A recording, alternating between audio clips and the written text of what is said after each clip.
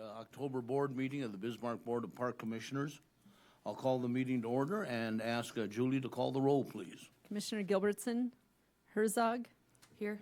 Redmond. Here. Jeske. Here. President Zimmerman. Here. A second item on the agenda is the Pledge of Allegiance. If you'd all rise and join us in the pledge. I pledge allegiance to the flag of the United States of America and to the republic for which it stands, one nation, under God, indivisible, with liberty and justice for all.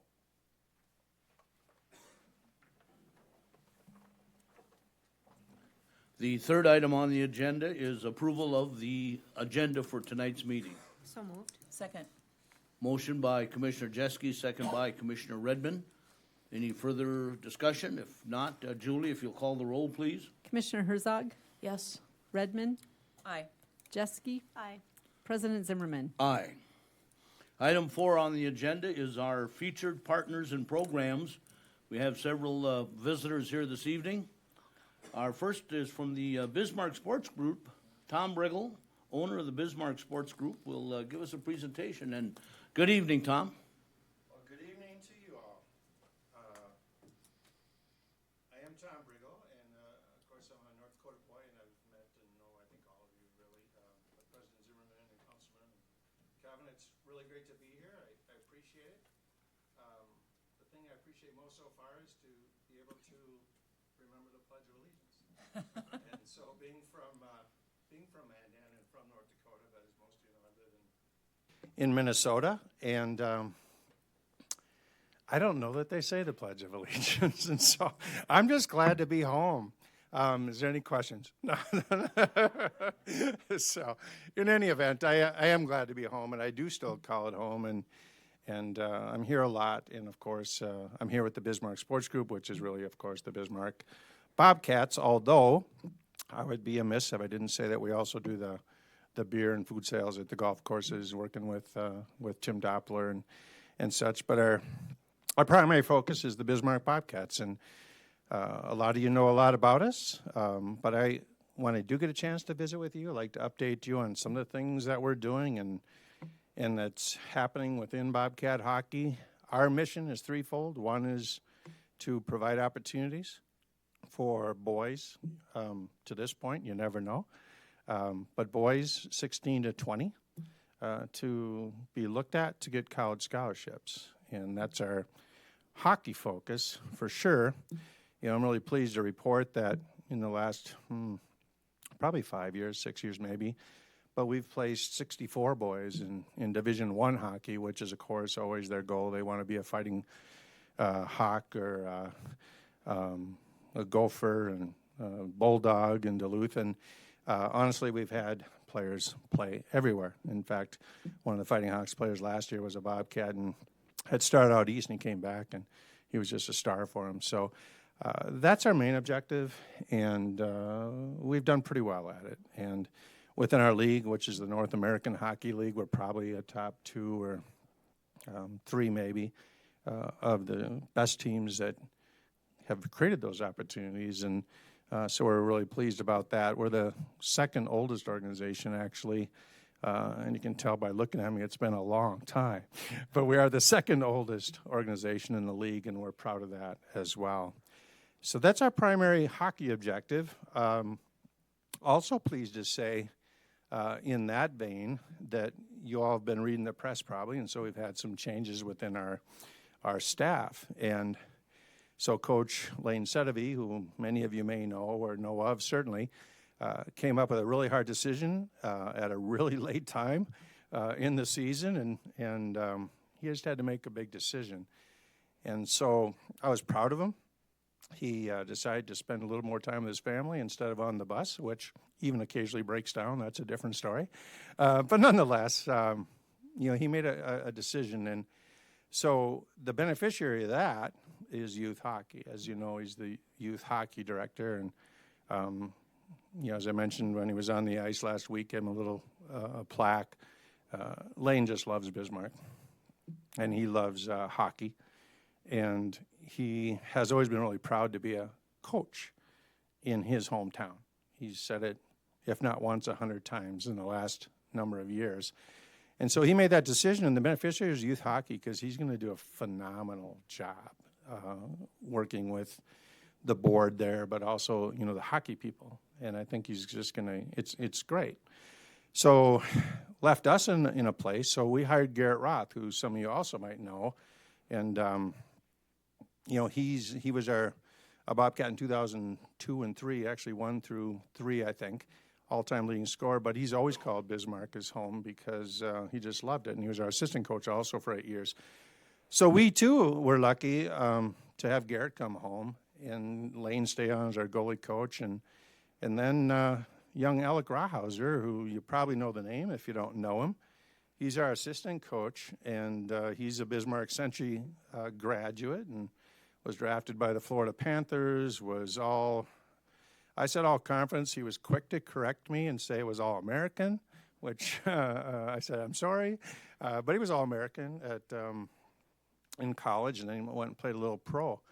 Kind of stumbled on him because we need an assistant coach, and he's just been great. And so it's nice to have that flavor, you know, of the Bismarck folks and that type of thing on our team, and I'll talk about that a little bit in point 2. So the second piece that we're involved with is development of youth, or being mentors for youth, actually. And so as relates to that,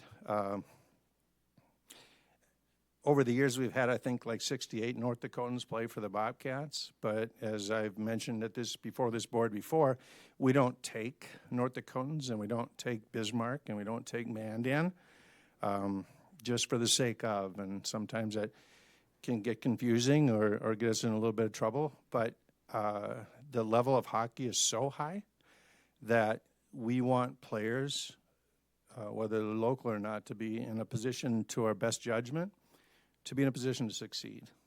And so the beauty in that is that the players, boys from North Dakota, and specifically Bismarck, and I'm a Mandan guy, I'm still kind of rooting for a Mandan guy to be a Bobcat, but nonetheless, when they do make the team, they know it's legit, and it's real, in our opinion. So we've got a goalie right now, his name's Kai Weigel, and he's came up through Bismarck youth hockey.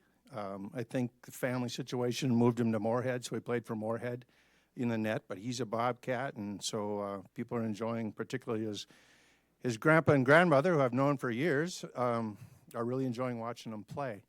And then second, we have Charlie Vig, and so Charlie Vig is a high school student still, but he's one heck of a hockey player, and so he's on our roster, and in fact, a couple weeks ago, he was invited to play with the national development team. So if there's any question about the ability of Bismarck youth hockey and North Dakota in general about the ability to develop players, they're developing players, and you still got to be an athlete, though.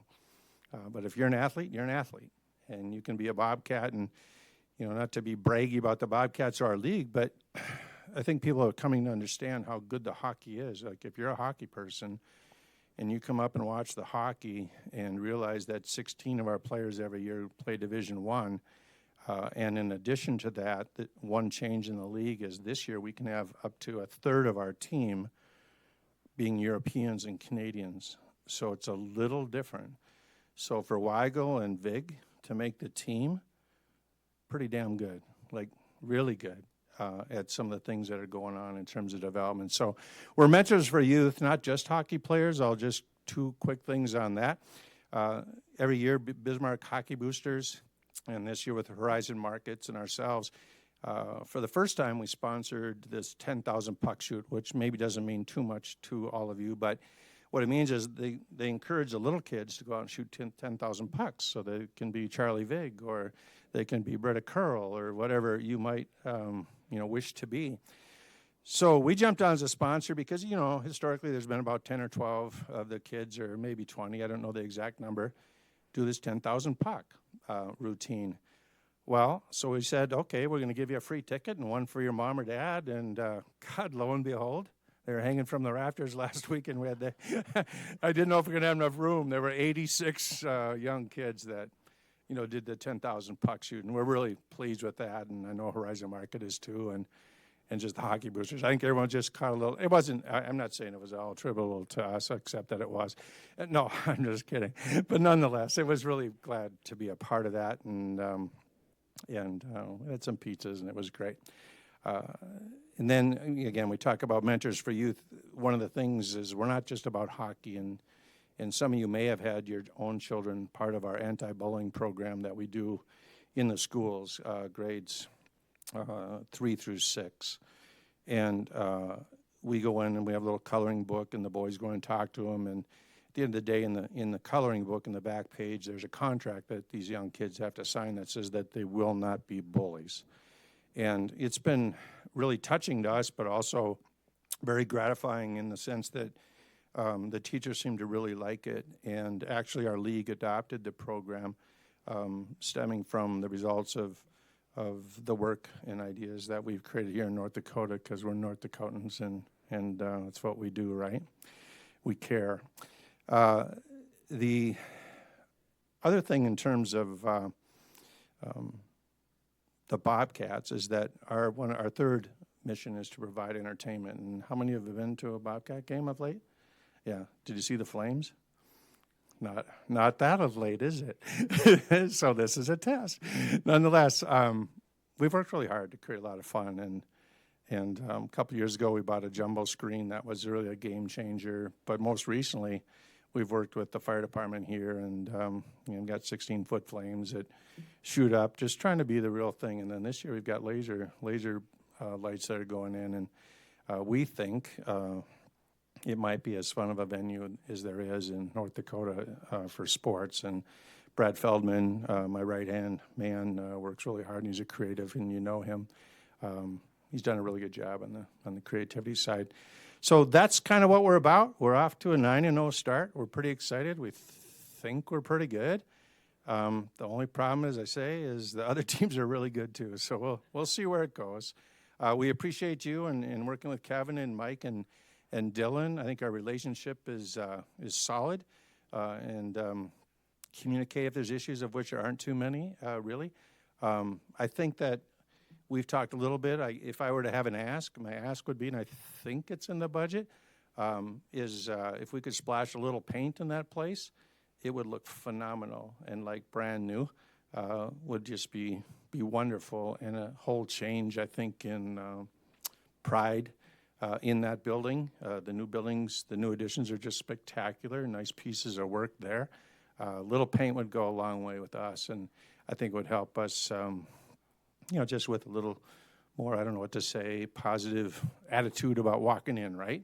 So if it's in the budget, that'd be great. If it's not as great, but maybe we could slide it in. So that would be my only ask, really. And I appreciate you guys in Park Board, and appreciate you in fact, so we're excited.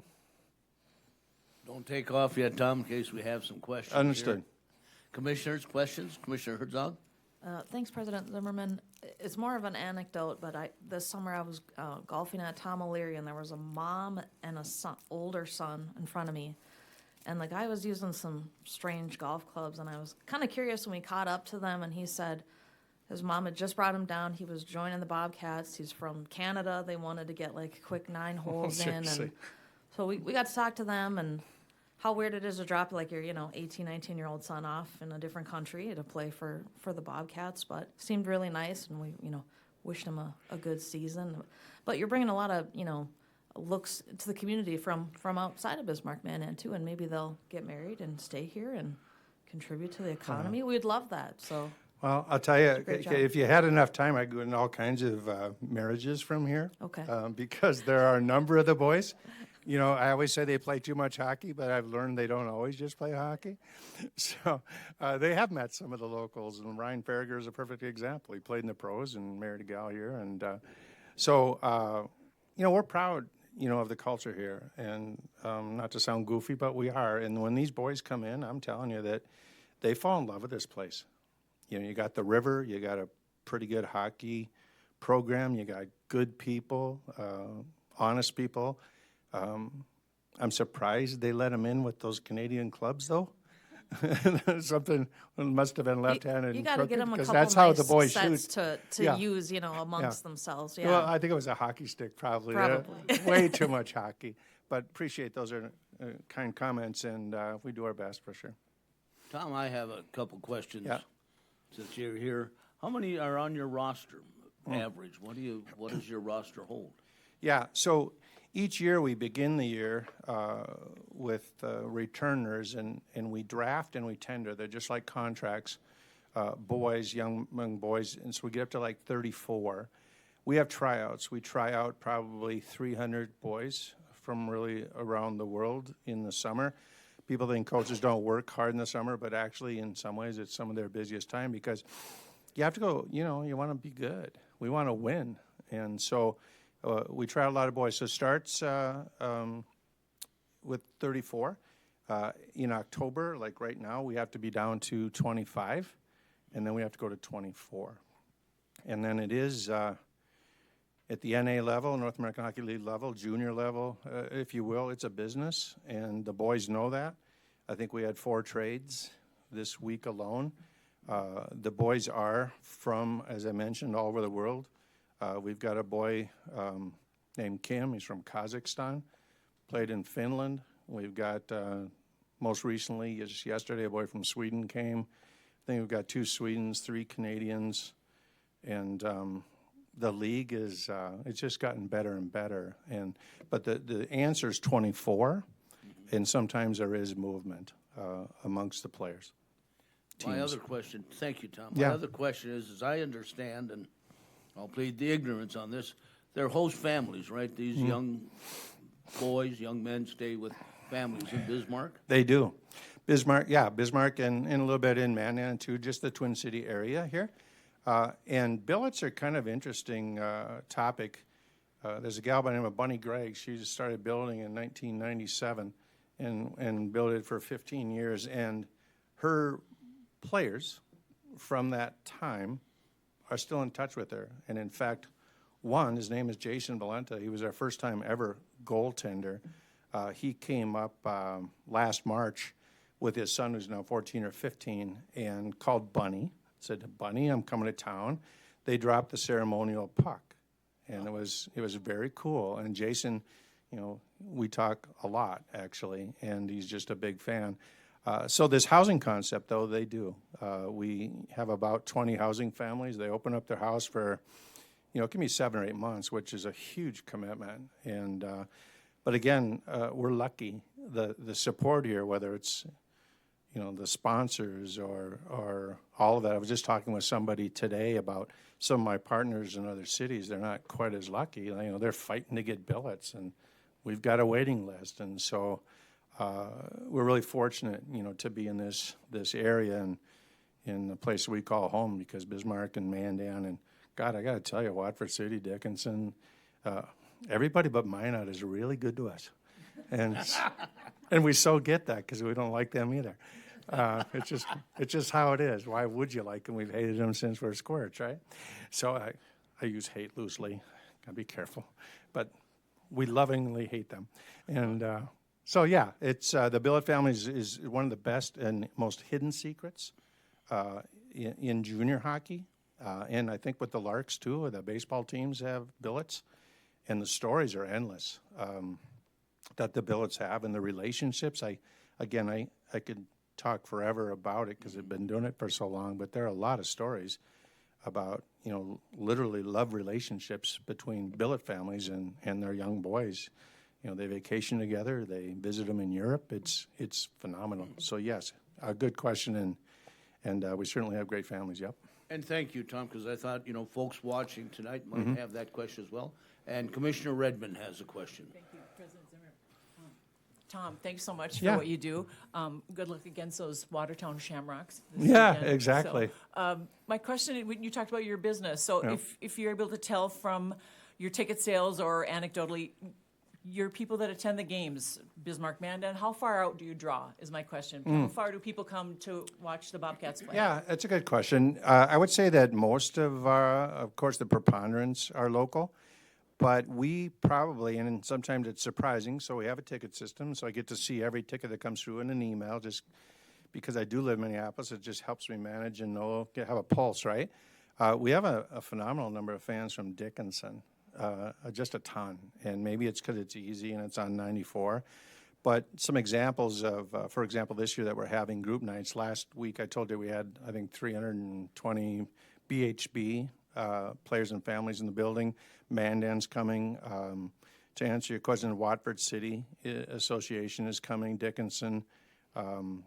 They come along with teams. When they do their team travel, they're always in the stands. And so I guess I would say that, and then Jamestown's going to have a year. There was a boy that played there, Nolan Nino, a few years ago, and he's a Jamestown boy.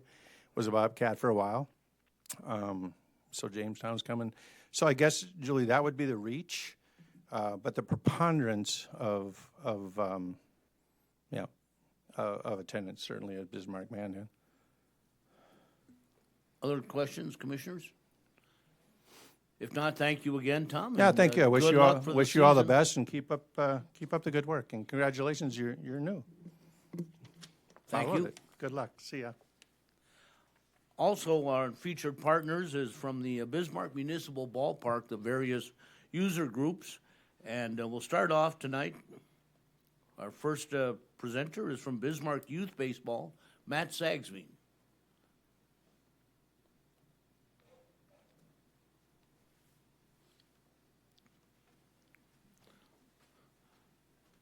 Good evening, Matt, and you'll introduce your colleague there, please. Yep, thank you, President Zimmerman and members of the board. With me is Andrew Feist. The board recently hired Mr. Feist earlier this year to be our director of baseball operations. And so Andrew can introduce himself. He's a longtime Bismarck resident, and I'm sure many of you knew his father, who was worked with the park board for a long time. Yep. Andrew Feist, been a product of Bismarck baseball, so it's great to give back. I've played T-ball all the way up through the Governors, and then was able to coach for the Park District on the Babe Ruth side of things. So a lot of great memories on the baseball fields. Now it's great to give back in another way. And I think tonight we would just like to talk about how much we are looking forward to using the improvements to the municipal ballpark. And I think all of us on the board and our users would say that it's really it's always been an incredible facility. And the improvements that we see happening every day are really, we're greatly anticipated, and we're already trying to think through how many practices we can get on the field and how many teams we can get on the field every day. And I think we're going to try to maximize our use. It's probably going to affect maybe the school district a little more in different ways than it will us, because we're primarily a summer program, and they'll have much more access to that field in the spring. But we absolutely plan on using that field as much as we can. And I guess I kind of jumped in front of what I wanted to say, and I just want to remind you and remind anyone that's watching that Bismarck Youth Baseball is a community-based organization. And this last summer we had about 1,200 kids participate in our program. And typically there's from age 6 to 12, there's probably about 800 kids. We've got quite a few Babe Ruth kids. We had 5 Legion teams last year, and I can't count the number of games we had, but in town, we probably had 8 or 9 doubleheaders for the Governors on municipal, in addition to a number of other single-A Legion games. But we also had over 200 kids participate in fall baseball this year, which was a big step for us. We're increasing opportunities to kids to participate in baseball, and really moving from not just a summer program to spring, summer, and fall for kids that don't want to participate in other sports. We're really providing them another opportunity.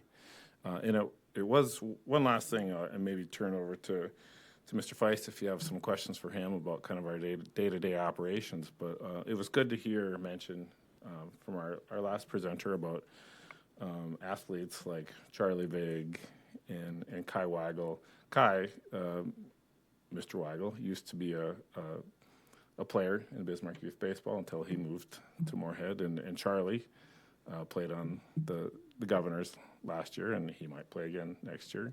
But his brother Max also plays hockey, and he's in Iowa, and they're all alumni from BYB. So we find ourselves nicely situated with hockey. We're obviously in two different seasons, but we find a lot of crossover between hockey and baseball, and it's just one of those programs that fits well with how we do our operations in the summer, and hopefully we'll continue to expand and again continue utilizing municipal as much as we can. But so if you have any questions for me or Mr. Feist, we're happy to entertain them. Commissioner Jeske? President Zimmerman. Thank you, Matt, and thank you, Andrew. I know we're starting to see more women or girls infiltrate into sports that were typically considered boys. Do you have a fair amount of girls that are currently playing baseball, or is it still predominantly males that participate? I don't know the exact number on that, but there are always females that play in our 6 to 12-year-old baseball program. I don't have any numbers on that, Andrew. Oh, yeah, we have occasionally a couple female athletes that play in our program. The nice thing is Bismarck's has a great youth fast pitch program as well. So there's a lot of offerings for both the female athletes as well. But we do occasionally have some in our 6 to 12. We don't prohibit that, but it's just usually most play fast pitch softball. Thank you. Matt, I would guess our staff could tell me, but I'll ask you, what other fields in the state will have turf now? So if you're practicing on turf, how are we stacking up across the state for turf? Do you know? And does it make much of a difference? I'm assuming there's some kind of difference. I'm not a baseball, I like watching, but tell me the difference between playing on the grass and playing on the turf, and who's all got turf? Yeah, so one thing that makes Bismarck in a really good position, especially statewide, is the project is a fully turf field. A lot of programs have turfed infields. Minot is another fully turf field, and then Dickinson has a partially turfed field just with the infield, as does Grand Forks. And then Moorhead has one at the college out there. And then Williston State just added one. And then Mandan's another full turf field. And so it's always nice to be comparable with our rivals across the river. So, And I just add the benefit to that, President Zimmerman, is that if it rains, as soon as it's done raining, you can get right out on that field. If it rains on an agri-line field, if it rains hard and it's pooling, you could almost lose an entire tournament after a day of rain. But if we have access to turf fields, we can really, our playability increases, quality of play increases, and our ability to, frankly, if you have here's an example, a team drives down from Williston, it rains, they might get rained out, and, sorry, I'm not sure what we can do, but if we have access to a facility where there's turf and lights, we can play it out, and they can go home happy. That it might be late if they got to drive all the way back to Williston, but it's really a playability, and especially in our climate. In the spring, it's tough. You might have a rainy summer and a lot of rainouts, and that really makes scheduling difficult. And I know as Andrew could tell you, we're very tight on scheduling, working with other user groups at the facility. So there's a lot of ball games that go on. Thank you, Matt. Commissioner Jeske? President Zimmerman, so I know this has been a little bit of a transition year for you. How is that going? And maybe explain to some of the people that are watching and have no idea what I'm talking about. So President Zimmerman and Commissioner Jeske, it is a transition year. We've taken over the Legion Baseball and Babe Ruth Baseball programs. And I would say it went off without a hitch. Andrew might have lost a little hair, but yeah, he's got some to lose. I'll tell you what, it didn't come without its stresses. And anytime you're doing something new for the first time, you're kind of trying new things, and you're kind of crossing your fingers and hoping things would work. But if it wasn't for Andrew Feist doing the scheduling and staying at the ballpark till 10 o'clock at night and making sure that things get done right, it would have never happened. as well as it did. And so I think, our board has thanked Andrew many times, and I think on behalf of the board on TV and to this board, I'll thank Andrew again for all the hard work he did to make sure that he pulled off a great year for Bismarck Youth Baseball, and it reflects well on the park board and in our entire community. So thank you, Andrew.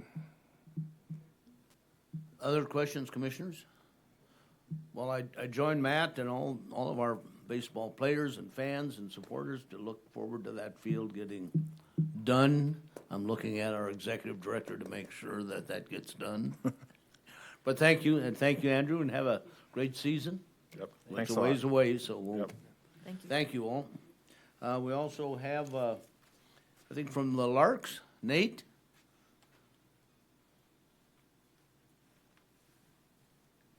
Yes, thank you for having me. I don't want to reiterate too much of what they said. Obviously, baseball is baseball, and doesn't matter what level you're playing. I mean, there's benefits to a lot of the synergies that are formed with this turf field, and a lot of benefits that it brings. So I just have some bullet points here that kind of outline our playing experience and our experience with the field. And again, a lot of it's going to be the same as Bismarck Youth Baseball, and even you, Mary, who I think follows me in a minute here. So I think the first thing from a playing standpoint, one thing we hear from our players all the time, kind of a running joke, is there's a lot of home field advantage playing in Bismarck. And that's not just the fans, it's the field too. So the grass field that was there are spots on the field that if you had never played there before, you might get some surprise hops and things like that. Just some inconsistencies in the field. And I personally don't envy anyone that has to maintain a grass field in the summer. It's a lot of work. And I mean, when you look at professional stadiums, they have many full-time people working on their grass fields at one time. So to maintain a field is definitely a lot of work. And I think switching to turf really creates a consistent experience really across the entire field and across fields in general. A lot of players that we have are they're not professional players. I mean, they're guys that are going to play hopefully beyond college, but a lot of these guys come here, and this is the biggest stage that they get to play on. They do come from really small schools and places like that. So I think to create a really consistent, steady experience for those players when they come to Bismarck is really one of the key pieces to the turf from our standpoint. A couple other things, just the look of the field. We were talking the other day about how early baseball can start in North Dakota, and it varies year to year, but there's games usually scheduled end of March is usually when we can start to see games, and at that point it's really hard to get grass to grow and look good that early in the season, especially when there's people on it really potentially every day if the weather is nice. So really creating a consistent look, and I think in the summer, if you guys have seen those areas in front of the dugout, it's just there's so much traffic there that it was dirt for a lot of the season, and when it rains, it just becomes mud and just becomes a really messy situation for our players. So turf cleans that up and makes it look a lot better. From our standpoint, with our games broadcast online, really regionally, nationally, we had probably about 8 to 10 games on ESPN Plus last year, which is really exciting. And some of the numbers from the Northwoods League on that stuff is actually kind of crazy to look at. The viewers, they measure number of viewers, average view length, all that kind of stuff. And so there's people all across the United States and watching the broadcast. So for them to tune in, this might be the first chance they've ever had a look at Bismarck, North Dakota by watching a baseball game on ESPN Plus. And I think to see a really clean field is going to put a really good first impression in their minds of what that looks like. So we do have, a couple years ago, the padding behind home plate. There's a Bismarck Parks and Rec logo on the back of that padding. So that's also one of the things that they see when they watch that broadcast as well, very prominent in certain camera angles. So yeah, I think safety is another one. I talked about those hops earlier. We actually had an incident last year. I think we had a player take a bad hop. Whether he misjudged it or it was a field thing is who knows on that one. But it really kind of cleans that up again. He got a ball to the face there and was out for a week or so. But I think that it just creates another element of safety. Again, more consistency. The other piece, along with safety, that I have is the tarp at the ballpark. So that tarp was added probably 5 years ago to protect against rain. Our team would pull that on the field every time there was rain, and that thing in the wind is not easy to manage. We had a game this year that we thought we were ahead of the storm, but it came right as we pulled that turf out, and we had a good hold on it, but it did move us a little bit there. So it eliminates the need for the tarp. Again, eliminates another potential cause of harm from a safety standpoint in that regard. And then Bismarck Youth Baseball talked about other cities in North Dakota that have turf fields. I did look at all teams across our league. There's 25 markets that have Northwoods League teams, and 14 out of the 25 have a turf field or at least a half turf field. And that trend is continuing to change. I think probably at least 5 of those are recent within the last couple of years. And so from a trend standpoint, just in college baseball, with the maintenance that goes on in the field and consistency and things like that, a lot of college fields are moving towards turf, especially in the northern states where it's a lot easier to get games in sooner in the year. So 14 of 25, they mentioned Minot and Dickinson. So we now are somewhat even playing field, I guess if you want to call it that, with those markets. And then just a story about the turf in Minot. Everyone remembers last winter, all the snow that we got, weird times, early snow, late snow. There was Minot State was playing at Corbett Field. It must have been February, March, somewhere in that time frame. There's a couple weeks of weather in there where they were able to play because of the turf. I think it was about April we had a big blizzard, so they were shut down for about a week, but that was really about it. They were able to clear the field and get that ready for games shortly after that blizzard. So just from a playability standpoint, it creates a lot of options. I've seen it firsthand in Minot. The number of games that they're able to play in the spring is really kind of crazy and really cool for a lot of athletes. I remember a couple years ago, University of Mary didn't play a home game until May. It was their last series of the year. So I think those opportunities are really the biggest thing, to get kids out and let them play even sooner of the year. I think is really the coolest piece about the turf. So that's all I got, unless you guys have questions. Any questions for Nate? Well, thank you, sir, and I look forward to the season as well. Thank you. You bet. I'm not sure, did Cooper is here for the U of Mary? There we go. I see him in the back there now. Thank you, Cooper. Cooper Jones for the University of Mary. Appreciate the opportunity to be here, to share some feedback with commissioners, and also share our great appreciation for the upgrades that are happening as part of broader Parks and Recreation. So many of my colleagues have shared some of the things that I had, so they've taken all the good comments that I had hoped to share with you.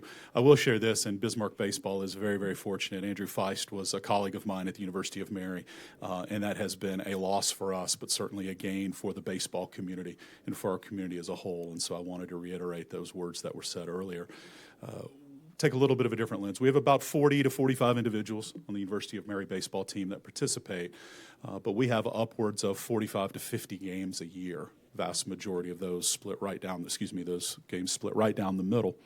And so, as earlier individuals have spoken to, when you go with a season that starts in February and you actually don't have the opportunity to host in this community until April, that actually has an economic impact on our town as well. We're not only just on campus working to adjust those games and try to get someone to Minot, but those are dollars that are now going to Minot, or they're going to Jamestown, or they're going somewhere else. Those are hotel rooms. Those are people buying meals.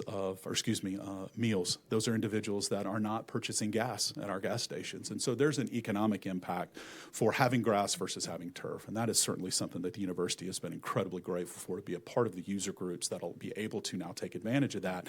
Now we get to bring those dollars back to our community, which matters greatly to all of us. That's one thing. Two, our core enterprise at the university is the education of those students, and we call them scholar athletes for a reason. I hope every single one of those 45 men on our baseball roster get to go play for the Yankees, but that likelihood is very, very low. What they will get is the opportunity to leave our campus with a meaningful degree that can change their life. it's very difficult to do that when you can't have home games and instead you're going to other places to participate because that's the only place that you can actually get games in.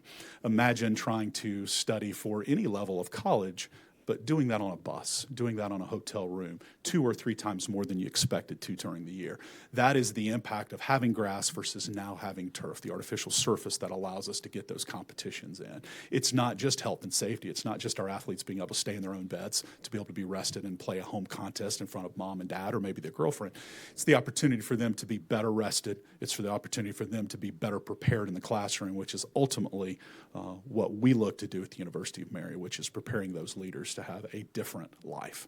And so those things are all very, very important to us. I think that's one of the things that we're most grateful of is each one of those carries significant weight. And we're excited to see the changes that are happening. Looking forward to be a user group. This past year was our second year hosting the conference baseball tournament. And so again, not just our normal Northern Sun games, but the opportunity to bring other groups to this town, to this community, and to have those opportunities to come and see this wonderful new facility this coming year. We look forward to being able to put in new bids once this turf project is completed and future projects to be able to bring people on to show off the wonderful work that's happening and have those be a reoccurring opportunity for people to come to our community in the future. We look forward to hosting future conference and hopefully NCAA competitions.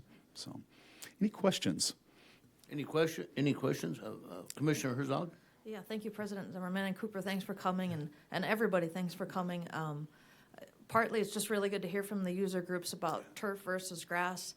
And we saw a few news articles, and then I would read some comments, and not playing baseball there, I don't really know. And so it's been really great to hear from all of you guys. I really appreciate it. And I just wanted to say thanks that your perspective is, as a user, is extremely important. And I know I've learned probably more than I was expecting to learn. And you guys brought up really good points. So I just wanted to say thanks, and I appreciate your coming and giving us your perspective. Thank you, Commissioner Herzog. I think one of the things that's important for this group to hear is sometimes when we take a look at situations simply from a dollars and cents perspective, that's a significant investment. That's not just rolling out additional sod each and every year. We get that and we understand. But as many have mentioned tonight, the type of climate and environment that we live in. So whether that's busted pipes, whether that's sprinklers that don't work because it's -5 degrees outside, there's a cost there as well, and that doesn't get talked about a lot. The cost that we have as user groups when we have to take an expense that we didn't plan to have and now have to do that because we have to take, in our instance, 25, 30 different hotel rooms, find a bus that we weren't planning on. All those things, while not necessarily taken into account maybe on the initial part, we want to share with you because on the back end, those are costs that we share that maybe now we don't have to. And so we are grateful and we are appreciative when we say that. Well, thank you so much. I appreciate you being here. Commissioner Redmond? Thank you, President Zimmerman. Cooper, nice to meet you, and thanks so much. And also echo Commissioner Herzog's comments about learning a lot this evening from the various user groups, and a big dose of gratitude goes to that, and also to the University of Mary and many groups who came on when we first made all the improvements to the ballpark many years ago. The University of Mary came on and said, we want to be a part of that vision. So thanks for being there with us when we first started the improvements at the ballpark, and you're still with us today. So thank you for that history with us. Thank you, Commissioner. I appreciate that. It's a continuing commitment. We're obviously in the middle of some really exciting conversations right now at the University of Mary. Our campus and really our front porch of our campus will change pretty drastically over the next 5 years. And part of that was a conversation around baseball, whether that comes back to campus or it doesn't. And I think Monsignor, our board, others believe very, very strongly in the partnership with our community, the partnership with the city, and the partnership with the Parks and Recreation Board, and want to see that continue on into the very, very far future.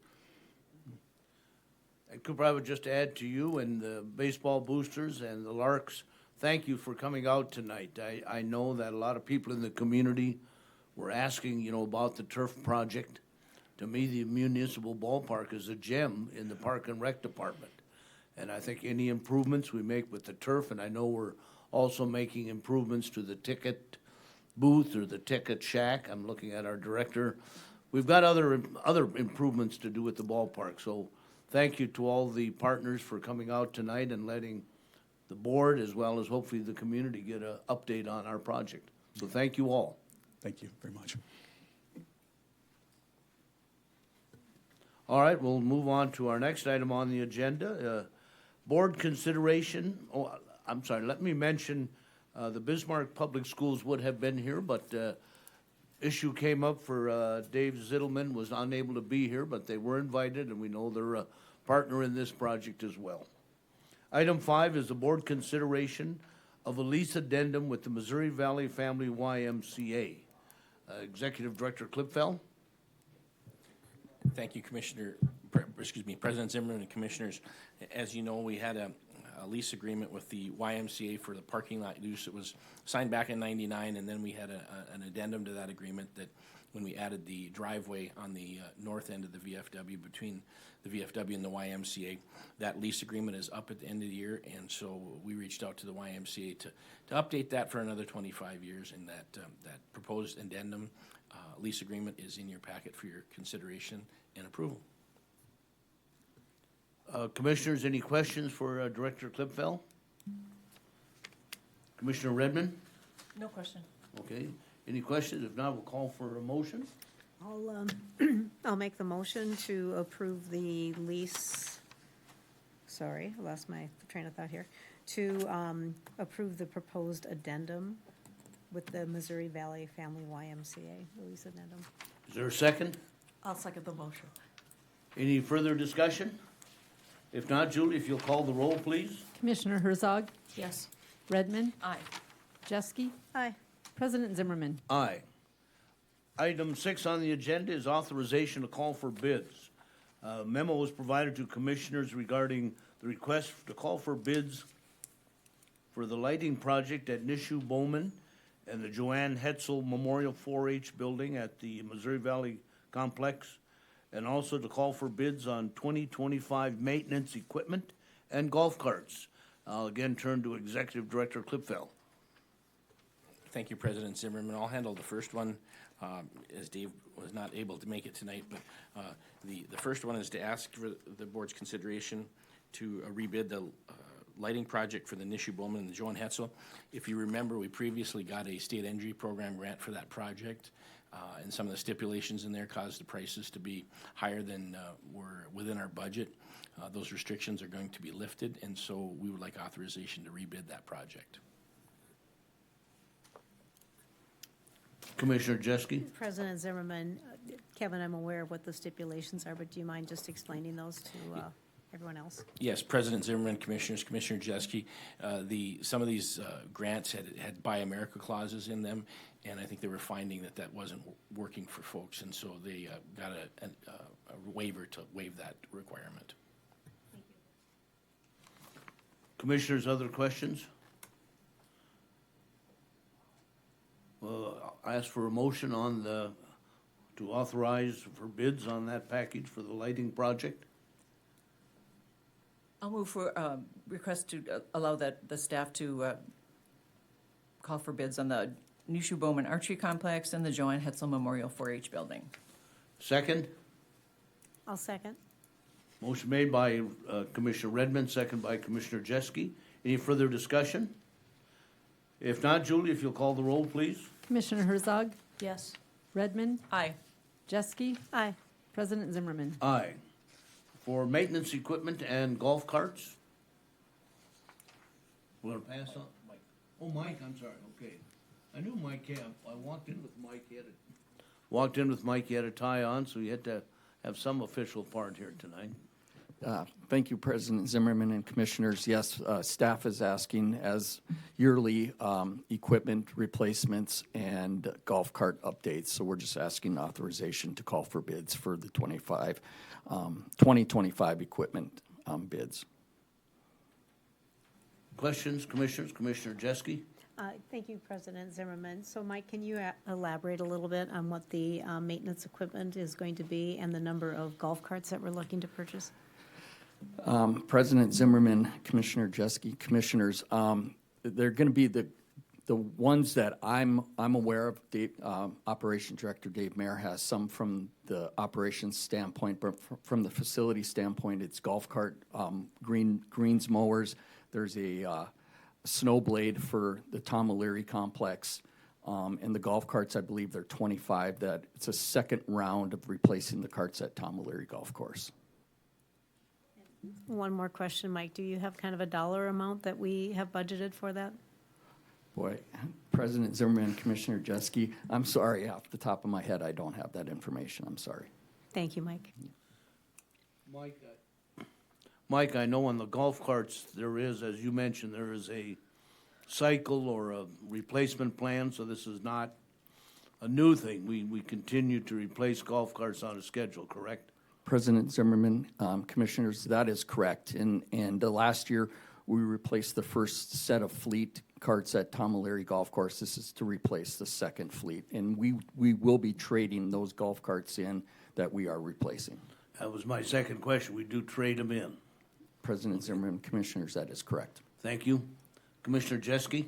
President Zimmerman, Mike, one more question, and I'll try not to stump the judge this time. The golf carts, are they electric or gas? President Zimmerman, Commissioner Jeske, Commissioners, at Tom O'Leary, those are gas golf carts. Have we thought about electric before, or is the price difference just too much to handle? President Zimmerman, Commissioner Jeske, Commissioners, I believe in the past, looking at the terrain, the hills, that the gas golf carts handle that particular golf course better. Any other questions for Mike? If not, I would call for a motion. I'd make a motion to approve allowing for the authorization to call for bids for the 2025 maintenance equipment and golf carts. I'll second that. Motion by Commissioner Herzog, second by Commissioner Redmond. Any further discussion? If not, Julie, if you will call the roll, please. Commissioner Herzog, Yes. Redmond, Aye. Jeske, Aye. President Zimmerman. Aye. Thank you, Mike. Just gonna stay there. I think he's staying for the next one. Oh. Okay. Yeah, you just, Just a ball. item 7 on Smiling. the agenda is consideration of the Pepsi vending sale and consideration of an addendum to, and Mike will give us the information on that. President Zimmerman, Commissioners, on September 6th, staff was notified that PepsiCo Beverage Sales LLC sold the full-line vending service portion of the company to Green Food To Go. Green Food To Go has agreed and will honor PepsiCo Beverage Sales vending commission that was in the 2023-2027 soft drink and supply agreement that was approved by the board on February 4th of 2022. In your packet are letters regarding the sale from both parties. Staff requests board's consideration of the attached addendum for Green Food To Go in assuming the PepsiCo beverage sales vending products. And I'd be happy to answer any questions. Mike, it's a question or a statement, I think, to clarify. Perhaps some folks might have a question. This is for the vending machines. We do have, I think, at a couple facilities where we have fountain service. Can you clarify that for us, please? President Zimmerman and Commissioners, that is correct. This is just for the vending machine portion of our beverage sales agreement that we have with Pepsi. PepsiCo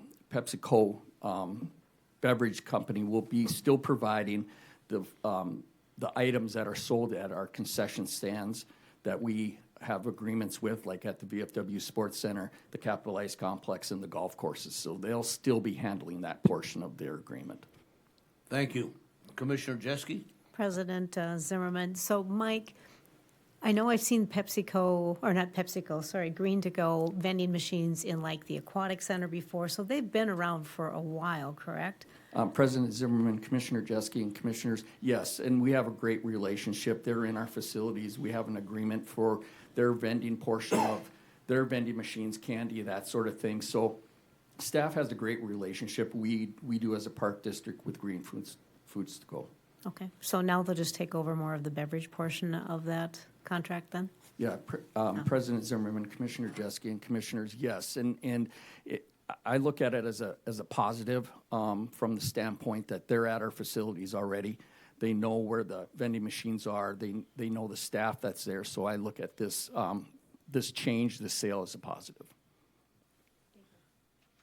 Mike, a question. How does our contracts between PepsiCo and Green To Go jibe? I mean, is Green To Go has a contract with the district for X number of years, and we have PepsiCo now. Are they in sync? Are we going to have one expire before the other, or are we? President Zimmerman and Commissioners, if I'd have to go back and look. I know the board just approved an extension for the green foods to go vending portion, the candy portion, I'm going to say, of that for an additional 2 years.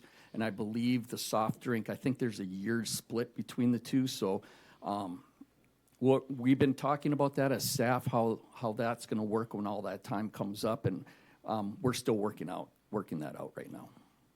And I trust, well, yeah, I know you'll make that work. I would hate to have one say, well, we're not there anymore, so. All right, thank you, Mike. Any other questions? And we need a motion on that to accept that? I will call for a motion. Go ahead. I move for, sorry about that. I'll move for approving the addendum for green food to go and assuming that PepsiCo beverage sales for vending products. And I'll give you a second on that. Motion by Commissioner Redmond, second by Commissioner Jeske. Any further discussion? If not, Julie, if you'll call for the roll, please. Commissioner Herzog, Yes. Redmond, Aye. Jeske, Aye. President Zimmerman. Aye. Thank you, Mike.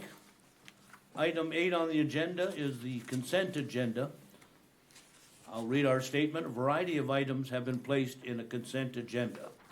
A consent agenda can be approved with one motion, or an item or items can be removed for additional discussion and separate action.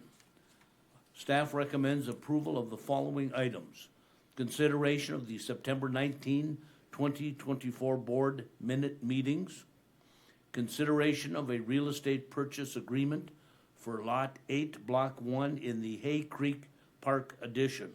And a copy of that signed real estate purchase agreement was enclosed with the commissioners for your consideration. What are your wishes on the consent agenda?